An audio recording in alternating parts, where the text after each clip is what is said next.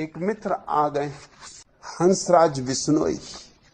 उन्होंने जो प्रश्न पूछे, बहुत से प्रश्न पूछे, उससे तुम्हें पता चलेगा कि भारतीय भोंदूपन किस गहराई तक नहीं उतर गया है, आत्मा तक में प्रविष्ट हो गया है। पहला प्रश्न उन्होंने पूछा, भगवान, आपने कहा कि आप भगवान, भगवान सर्वशक्तिमान, सर्वज्ञ, सर्वव्यापी होता है। क्या आप सूर्य का उदय कुछ क्षण के लिए रोक सकते, या सृष्टि में कोई परिवर्तन कर सकते हैं? कृपया बताएं। दूसरे प्रश्न में उन्होंने पूछा है कि भगवान कभी मरा नहीं, मर नहीं सकता, मरना असंभव। फिर यहां आश्रम में इतनी सुरक्षा की व्यवस्था क्यों? मेटल डिटेक्टर से क्यों हमें गुजरना पड़ता है? तीसरा प्रश्न पूछा है, क्या आपके भीतर मुझे पूजा की आकांक्षा मालूम पड़ती? क्या आप चाहते हैं लोग आपको पूजें? अगर यह आकांक्षा नहीं है आपके भीतर, तो माला पर आपका चित्र क्यों लगाया गया है?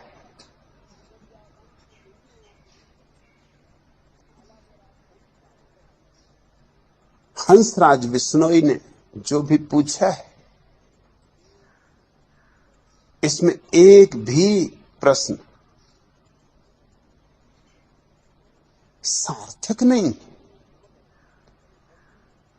मगर बंधी हुई धारणाएं हैं भीतर। उन्हीं बंधी हुई धारणाओं से प्रश्न उठने शुरू होते, मगर वो पूछ के अब फंस गए हैं।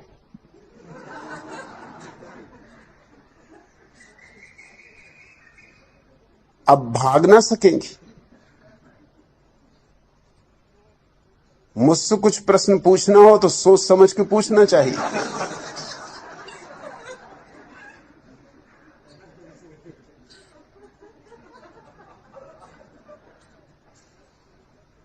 हंसराज बिश्नोई, तुम्हें कैसे पता चला कि भगवान सर्वशक्तिमान है, सर्वज्ञ, सर्वव्यापी है? कहीं मुलाकात हुई?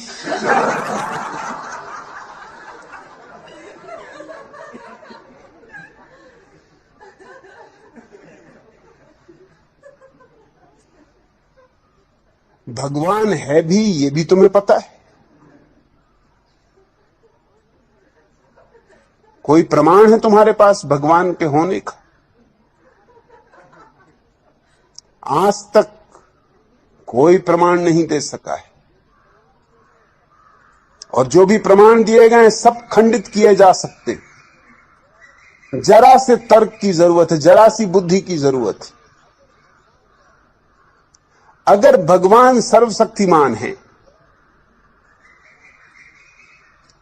तो हंसराज बिश्नोई, तुम्हारा भोंदूपन कुछ कम बनाता? इतना तो कर देता, सूरज चाहे ना रोकता। थोड़ी बुद्धि तो देता। इतनी गरीबी है दुनिया में, इतनी बीमारी है दुनिया में, आधी से ज्यादा दुनिया भूख से मर रही है, और तुम कहते हो भगवान सर्वशक्तिमान। इसका तो मतलब यह हुआ कि वो इसी तरह चाहता है कि हो। ये भिखमंगे सड़कों पर, ये बिना दूध मिले हुए बच्चे,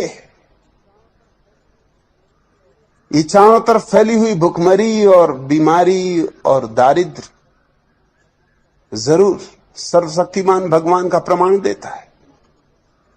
गजब का सर्वशक्तिमान है। ये लंगड़े लूले बच्चे क्यों पैदा होते? ये अंधे बच्चे क्यों पैदा होते? ये बुद्धि से रुग्ण बच्चे क्यों पैदा होते? तुम्हारा सर्वशक्तिमान भगवान इतना भी नहीं कर सकता? क्या तुम्हारे पास आधार है कि तुम कहो भगवान सर्वशक्तिमान, और तुम तो यूं कह रहे हो जैसे कि बात बिल्कुल सिद्धि है, कोई शक शुबा का सवाल नहीं है, कोई किंतु परंतु नहीं है। साफ घोषणा है कि भगवान सर्वशक्तिमान, सर्वज्ञ, सर्वव्यापी होता है। अगर भगवान सर्वज्ञ है तो ये दुनिया कुछ और ढंग की होनी चाहिए। ये सर्वज्ञ के द्वारा बनाई हुई दुनिया तो मालूम नहीं होती। सर्वज्ञ क्यों कैंसर बनाता है? क्या उसको इतनी भी अकल नहीं? क्यों क्षय रोग बनाता है? सर्वज्ञ को कुछ तो बुद्धि होनी चाहिए, जो सभी कुछ जानता है।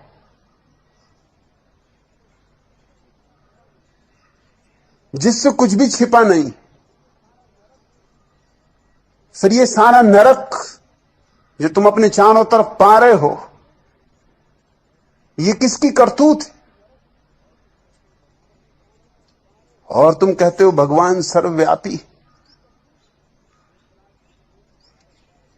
हंसराज बिश्नोई आए हैं हरियाणा से, मंडी डब्बाली हरियाणा।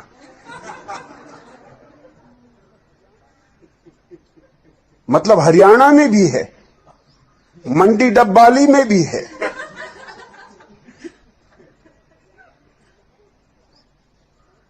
तो फिर यहां किस लिए आए हो?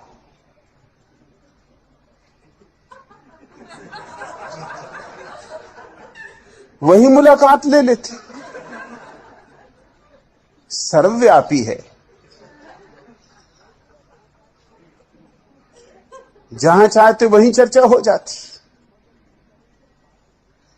मगर इस तरह की बातें हम पकड़ के बैठ जाते, बिना सोचे, बिना विचारे, बिना खोजे। और फिर इस तरह की बातों को हम दूसरों पर आरोपित करने लगते। मैं तुमसे स्पष्ट कहना चाहता हूं कि मैं कोई सर्वशक्तिमान नहीं। तुम तो कह रहे हो कि आप सूरज को कुछ क्षण के लिए रोक सकते हैं, मैं इस बिजली के पंखे को भी नहीं रोक सकता।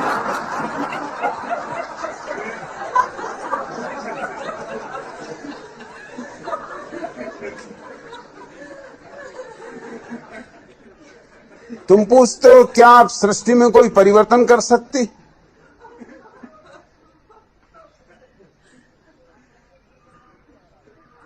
क्या परिवर्तन करवाने का इरादा है?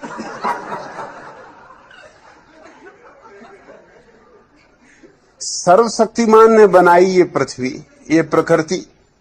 सर्वज्ञ ने बनाई ये प्रकृति, सर्वव्यापी ने बनाई ये प्रकृति। अब मैं कुछ भी करूंगा तो बिगाड़ी हो जाए, इसमें सुधार तो हो ही नहीं सकता। अब सर्वज्ञ से और ज्यादा सर्वज्ञ तो कोई कैसे होगा?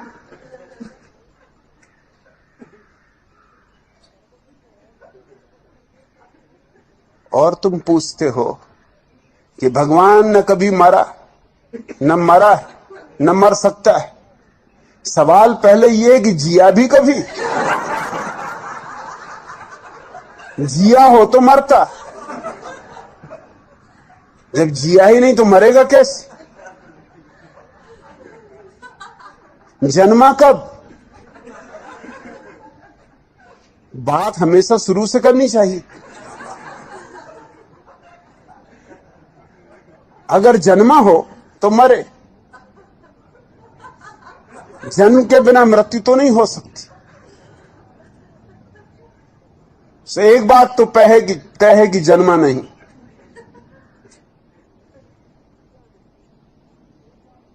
जिया नहीं,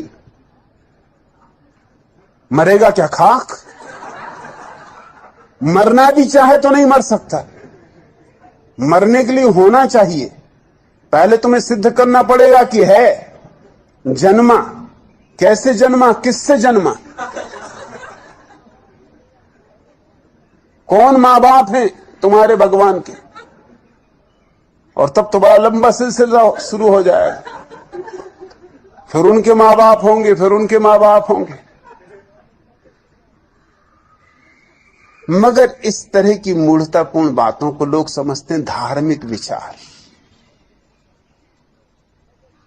और तुम मुझसे ये पूछ रहे हो, लेकिन यही बात तुमने कृष्ण से पूछी, राम से पूछी, बुद्ध से पूछी, महावीर से पूछी। तुम कृष्ण को भगवान कहते हो, कृष्ण मरे या नहीं?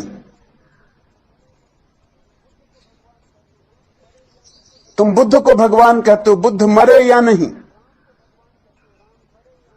तुम राम को भगवान कहते हो, राम मरे या नहीं? मेरे संबंध में तो कुछ अलग नियम बनाना चाहते हो। मैं भी मरूंगा और मरने में मुझे कोई बुराई नहीं मालूम पड़ती।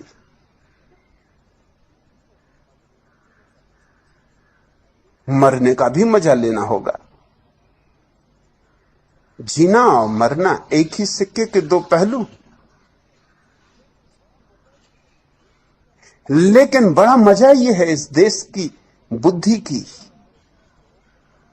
जो प्रक्रिया है बड़ी दोहरी है।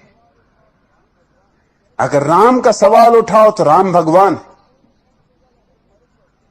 और तब कोई नहीं पूछेगा कि फिर मरे कैसे।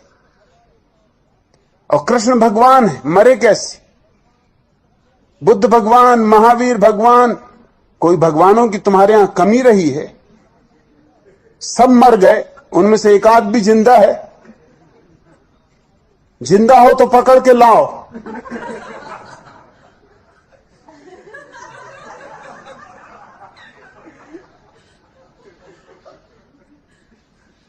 और तुम पूछते हो कि यहां सुरक्षा का इतना इंतजाम क्यों? सुरक्षा का इंतजाम कोई मेरी मृत्यु को नहीं रोक सकता है। मेरी मृत्यु तो होगी, सुरक्षा का इंतजाम भी रहेगा और मृत्यु होगी। सुरक्षा का इंतजाम किसी और कारण से,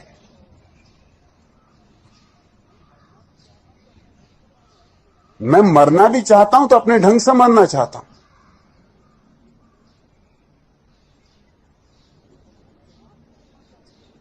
किसी बेवकूफ के हाथ से नहीं मरना चाहता।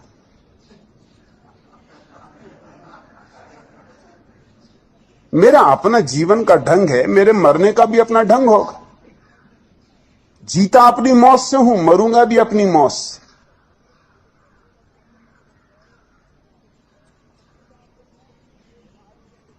कृष्ण की मृत्यु ही एक आदमी के पैर में तीर मार देने से। कृष्ण सोए थे, वृक्ष के नीचे विश्राम कर रहे थे, और एक शिकारी ने भूल से उनको तीर मार दिया। इस तरह मृत्यु हुई। बुद्ध की मृत्यु हुई विषाक्त भोजन से। एक आदमी ने भोजन खिलाया और भोजन विषाक्त था। महावीर की मृत्यु हुई पेचिश की बीमारी से। होनी ही चाहिए, ज्यादा उपवास जो करेगा उसका ये परिणाम होने वाला, पेट खराब होगा।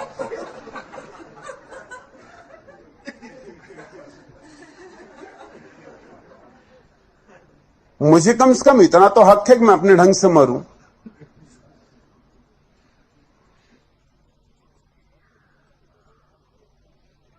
और तुम पूछते हो कि ये सुरक्षा, अगर आप भगवान है, सुरक्षा की क्या जरूरत? तो रामचंद्र जी धनुष्वाण लिए चलते हैं।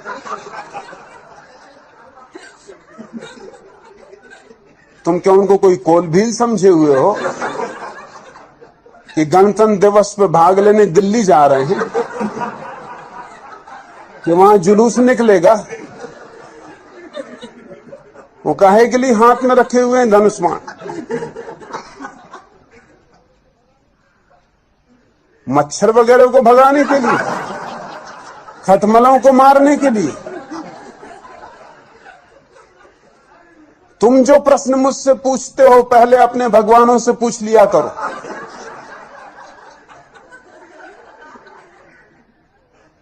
क्योंकि पहली तो बात यह कि हंसराज बिश्नोई, मैं तुम्हारा भगवान नहीं। मुझसे तुम्हारा क्या नाता है, क्या लेना देना?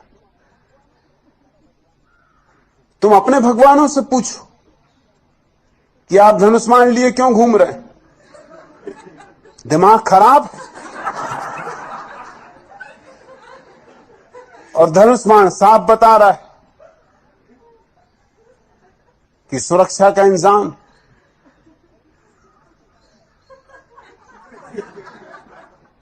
और कृष्ण ने जब चक्र घुमाया तो वह क्या था?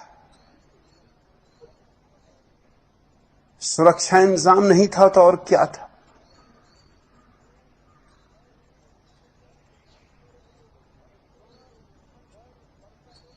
परशुराम जीवन भर फरसा लेकर काटते रहे लोगों को,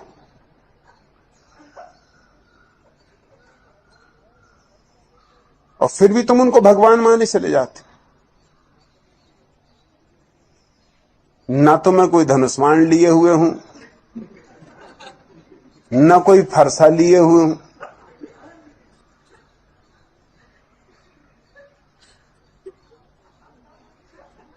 इसमें क्या अड़चन है कि यहां थोड़ा सुरक्षा का इंतजाम हो? लेकिन तुम्हारे दोहरे मापदंड,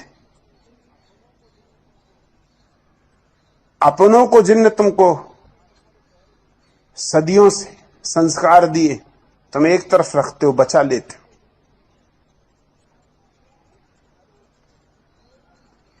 मुझ पे तुम्हारे प्रश्न उठते हैं।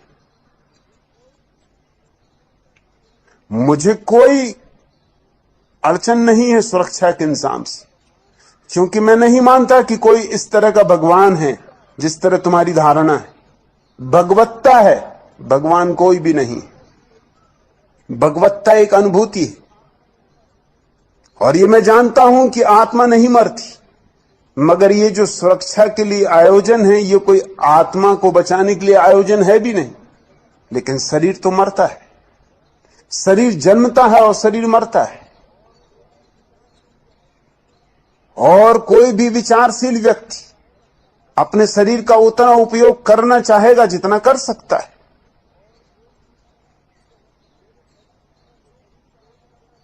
मेरे शरीर से मैं जो भी काम करना चाहता हूं, पूरा करना चाहता हूं।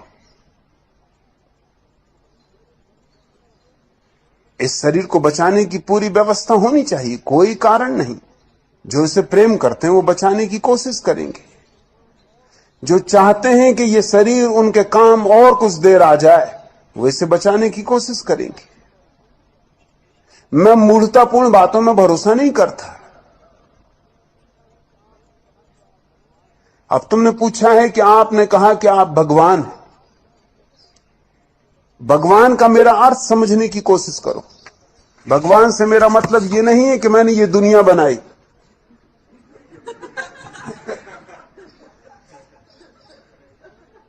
इस तरह की मूर्खतापूर्ण दुनिया में बना नहीं सकता। ये जुम्मा लेने को मैं राजी नहीं।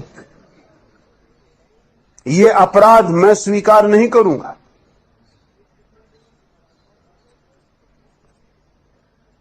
और मजा ये है कि तुम मुझसे पूछते हो, तुमने कृष्ण से नहीं पूछा, राम से नहीं पूछा। ये राम ने दुनिया बनाई, सूरज को रोक सकते थे, और इनकी औरत को रावण भगा ले गए। गजब के सर्वशक्तिमान, बड़े सर्वज्ञ, बड़े सर्वव्यापी, अपनी औरत को भी न बचा सके, और क्या खाक बचाएंगे?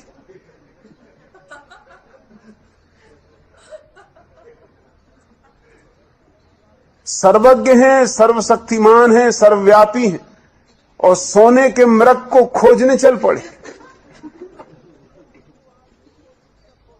बुद्धू से बुद्धू आदमी को भी शक होता कि कहीं सोने का मृग होता है।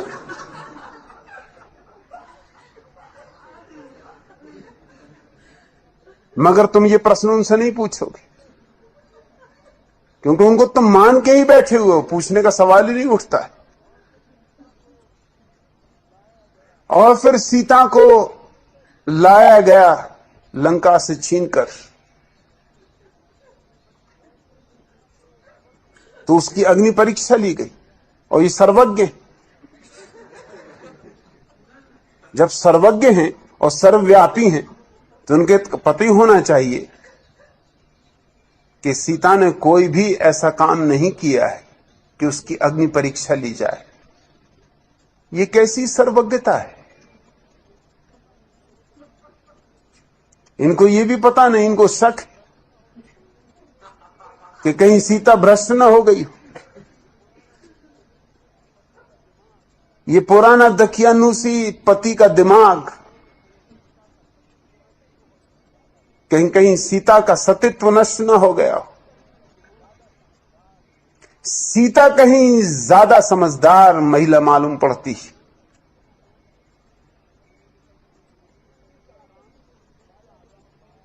उसने नहीं कहा राम से कि तुम भी आ जाओ, साथ ही साथ दोनों निकल जाएं आंख से, क्योंकि तुम भी इतने दिन अकेले रहे और कोई अच्छे संग साथ में रहे भी नहीं। अंदर बंदर न मालूम कहां कहां के रीछ भालू, पता नहीं क्या करते रहे, क्या हुआ क्या नहीं हुआ। और जब विवाह हुआ था तो साथ साथ गांठ बांध के चले थे, चलो इसमें भी गांठ बांध के गुजर जाएं।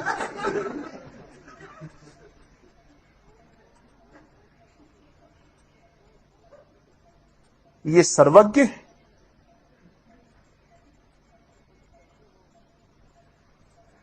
और तुम कहते हो कि सुरक्षा की कोई जरूरत नहीं। और कृष्ण पूरी गीता में क्या समझा रहे हैं अर्जुन को कि लड़। अर्जुन कहीं ज्यादा ज्ञानी मालूम होता तुम्हारे हिसाब से, क्योंकि वो ये कह रहा है कि क्या सार है मारने मारने में।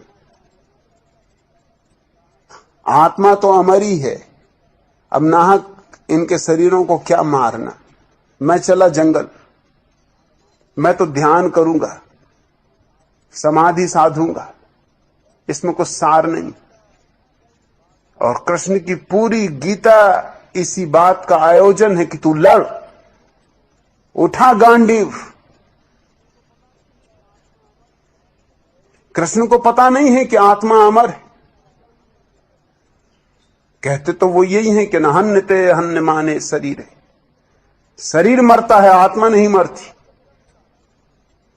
मगर उससे उन्होंने मतलब क्या निकाला है? उससे मतलब उन्होंने बहुत चालबाजी का निकाला है। चालबाजी का मतलब यह निकाला है कि मार, बेफिक्री से मार इनके शरीरों को, क्योंकि आत्मा तो मरती ही नहीं, इसलिए कोई हानि होनी नहीं है, हिंसा कुछ होनी नहीं। कृष्ण ने जितनी हिंसा का प्रतिपादन किया दुनिया में किसी ने भी नहीं किया। Adolf Hitler, Genghis Khan, Timur Lang, Nadir Shah सब फीके पड़ जाते, क्योंकि भला इन्होंने हिंसा की हो लेकिन हिंसा का समर्थन इनके भीतर नहीं। जानते तो ये हैं कि ये गलत कर रहे हैं। कृष्ण ने हिंसा करवाई और उसको एक दार्शनिक पूरा का पूरा आडंबर दिया। समझाया अर्जुन को यह कि मार बेफिक्री से, क्योंकि आत्मा मरती ही नहीं, मारने में हर्जा क्या है? ये तो मिट्टी के घड़े हैं, फोड़ दे, आत्मा दूसरे घड़ों में प्रवेश कर जाएगी।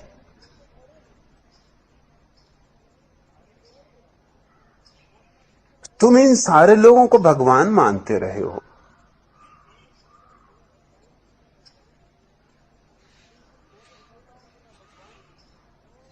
और मैं जब कहता हूं कि मैं भगवान हूं तो तुम्हें अड़चन खड़ी होती, और मेरे अर्थ को तुम सुनना भी नहीं चाहते, समझना भी नहीं चाहते। जब मैं कहता हूं मैं भगवान हूं तो मैं ये कह रहा हूं कि तुम भी भगवान हो।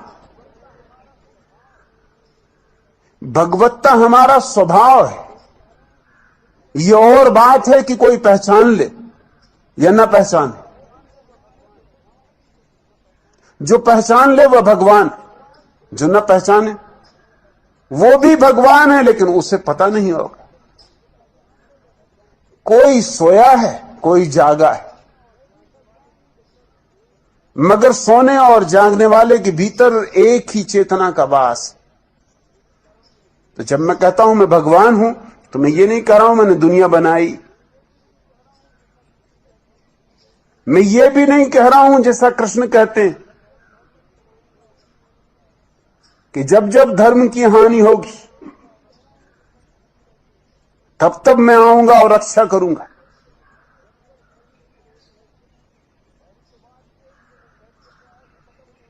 पहली तो बात यह है कि जब वो पहली दफा आए थे तब कौन सी रक्षा कर ली? अब क्या खाक रक्षा करेंगे? सच तो यह है कि कृष्ण की मौजूदगी के कारण जितनी अमानवीयता और जितनी हिंसा उस समय हुई, अब अच्छा ही होगा कि वो दोबारा ना आए। कृपा करें। जब आए थे तब भी कोई रक्षा नहीं हो गई धर्म की, अब क्या खाक रक्षा कर लेंगे धर्म की आगे? मैं कोई दावा नहीं करता धर्म की रक्षा का, और ना ही दावा करता हूं कि मैं कोई अवतार हूं। उधार बातें मुझे पसंद नहीं। मैं क्यों विष्णु का अवतार होऊंगा? विष्णु मेरे अवतार नहीं, मैं उनका अवतार नहीं।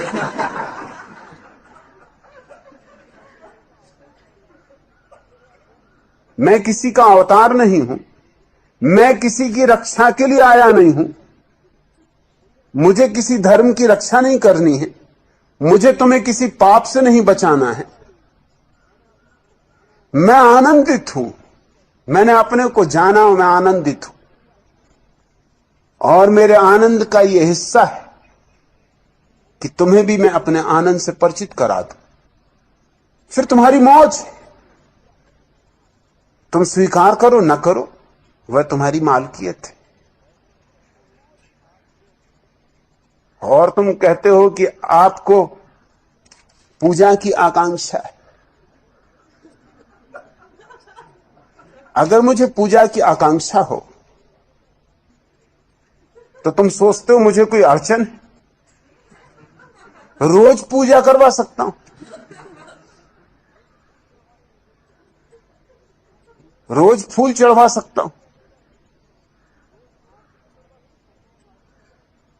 रोज आरती उतरवा सकता हूं। इसमें अड़चन क्या है?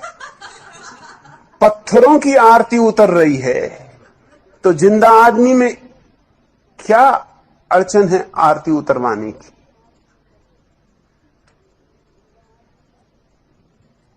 वो जो मेरी माला है उसमें जो तस्वीर अटकाई हुई है वो सिर्फ भारतीय भोंदुओं को चौंकाने के लिए, और कुछ भी नहीं।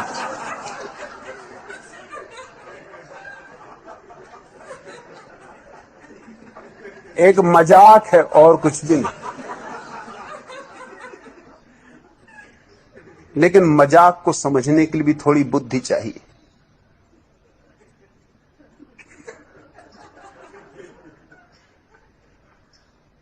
ना तो मैं किसी को कह रहा हूं कि मेरे पैर छुओ, ना मैं किसी को कह रहा हूं मेरी पूजा करो।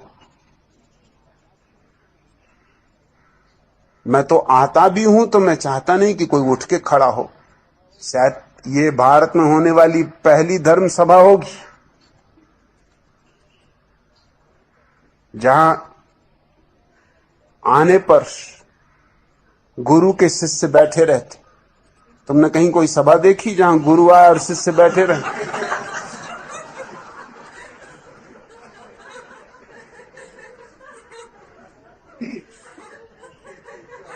ये शायद पहली सभा होगी भारत के पूरे इतिहास में जहां गुरु हाथ जोड़ के तुम्हें नमस्कार करता है।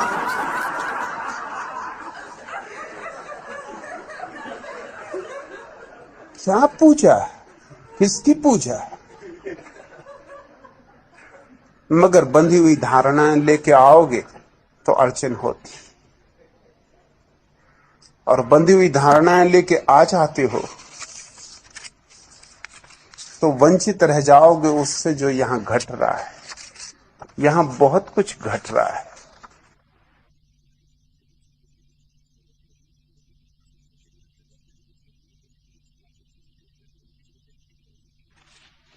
इस तरह की छोटी छोटी बातें हंसराज बिश्नोई छोड़ो, कुछ समझने की कोशिश करो। यहां एक मंदिर नहीं बन रहा है, यह तो एक मधुशाला है। यहां ना कोई आराध्य है ना कोई आराधक।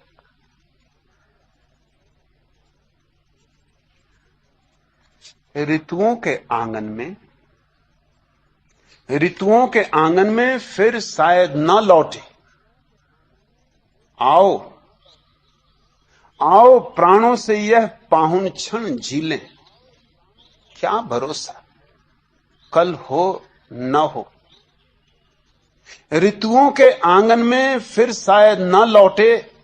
आओ प्राणों से यह पाहुन क्षण झीलें।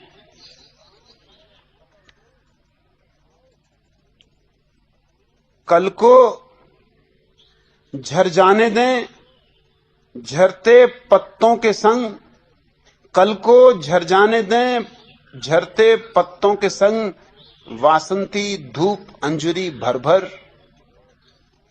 वासंती धूप अंजुरी भर भर कर पी लें। छालपत्र छोड़ खुली नभ में चंपई बाहें। हम भी अंतस की एक सख्त परत छीलें। शब्द शर्कला घुलने दें पल के प्याले में। धीरे धीरे चुप्पी रस की चुस्की लें। शब्द शर्करा घुलने दें पल के प्याले में। धीरे धीरे चुप्पी रस की चुस्की लें। लो ऊपर उठ मंडराएं कुछ भूरे पतझरी पात। नीम से उतरी कुछ चकराती पीली चीलें। दहरी से तके पीपल को रोज फागुनी किशोरी। आंखों को चुभ चुभ जाएं कुछ नर्म कौपल कीलें। वर्जित खत बांच लिया छुपकर कुंवारी कलियों ने। टूटी जब बर्जन की सब सर्द मोहर सीलें। फागुनी